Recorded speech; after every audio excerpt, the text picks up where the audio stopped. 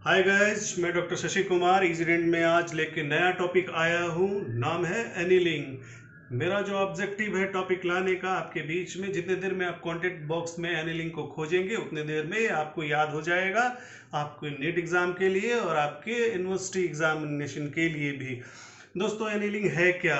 Annealing किसी भी metal को गर्म करना एक निश्चित तापमान तक और फिर उसे ठंडा करना अपने डिजायर्ड फिजिकल प्रॉपर्टीज को प्राप्त करने के लिए, इस प्रोसेस को एनीलिंग बोलते हैं। डेंटिस्ट्री में हमें दो चैप्टर में ये देखने को मिलता है। पहला रॉट एलॉय और दूसरा डायरेक्ट फिलिंग गोल्ड में। मेटलर्जिकल इंजीनियरिंग के लिए ये एक बहुत बड़ा टॉपिक है जो बहुत सारे चीज़ों को डील करता है, लेकिन मैं बहुत थोड़े से मैं आपको करीब करीब सारी चीज़ों को बाइंड अप करता हूँ, बताता हूँ, ताकि ये हमेशा के लिए आपको याद रहे।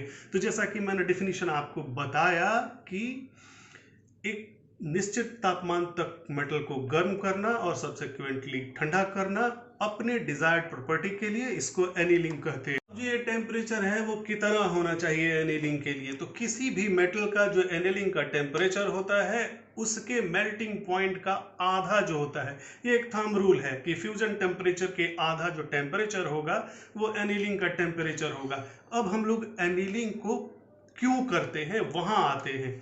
जब कोई भी मेटल हमारा जो मैन्युफैक्चरर होता है वो हमारे तक लेके आता है तो पहले उसकी कोल्ड वर्किंग की जाती है। उसके कॉम्पैक्शन के लिए उसको दबाया जाता है, उसको पीटा जाता है और उसको प्री फैब्रिकेट किया जाता है। जब हम किसी चीज को कॉम्पैक्ट करेंगे, दबाएंगे, तो क्या होगा?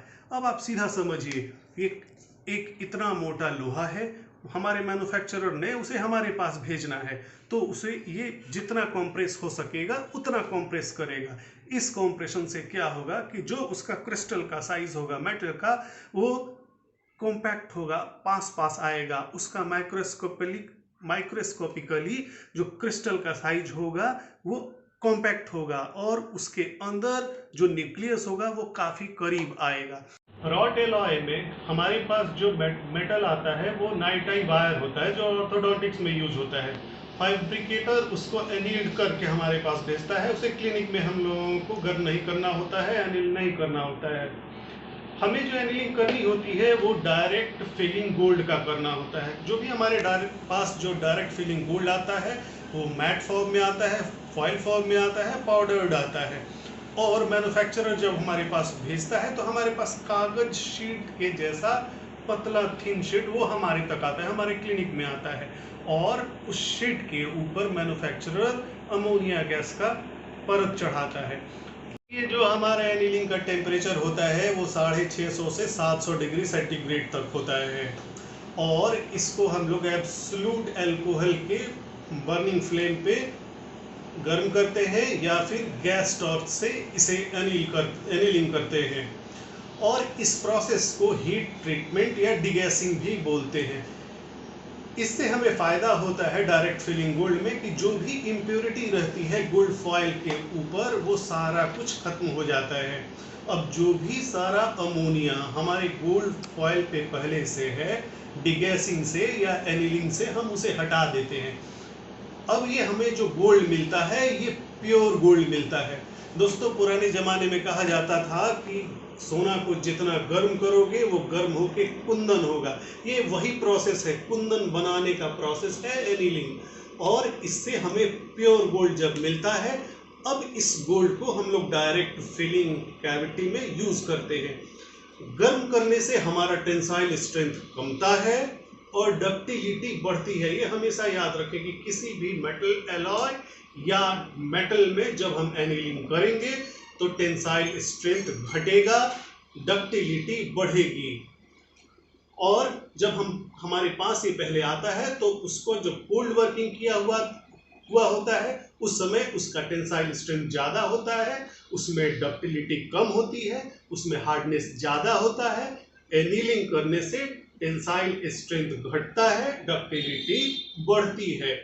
और डायरेक्ट फिलिंग गोल्ड जो हम अपने क्लिनिक में करते हैं, जब इसका सारा इम्प्योरिटी जब दूर हो जाती है तो इसके बीच में एटॉमिक कोहेसिवनेस बढ़ती है, अर्थात जो गोल्ड के पार्टिकल होंगे वो काफी अपने आप करीब आएंगे और मजबूती के साथ कैविटी में पड़े रहेंगे। इसका 3 फेज होता है। जब हम गर्म करते हैं सबसे पहले गोल्ड फॉयल को, तो जो शीट होता है जो कॉम्पैक्टेड था पहले से, उसमें रिकवरी होती है।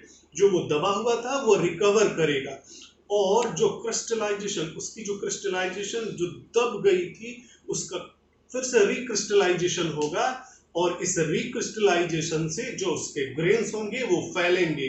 जो उनके न्यूक्लियाई काफी सट गए थे कॉम्पैक्शन कोल्ड वर्किंग की वजह से, वो अब दूर दूर होंगे, जिसको ग्रेन ग्रोथ बोलते हैं। तो दोस्तों ये पूरा का पूरा हमारा हुआ एनीलिंग, और इस चीज को आप एक बार जब बढ़िया से देखेंगे तो ये बिल्कुल आपको याद हो जाएगा। इसमें जो हमारा टेक होम बातें थी वो ये थी कि हमारा टेंसाइल स्ट्रेंथ घटता है, डक्टिलिटी बढ़ती है। दोस्तों आज के लिए इतना ही। यदि आपको किसी खास टॉपिक पे मेरे से इजी में वीडियो चाहिए तो मेरे कमेंट बॉक्स में आइए और उस टॉपिक को लिखिए। मैं कोशिश करूंगा उस टॉपिक पे वेरी इजी वीडियो लेके आऊं। और आज के लिए इतना ही। Signing off, piece.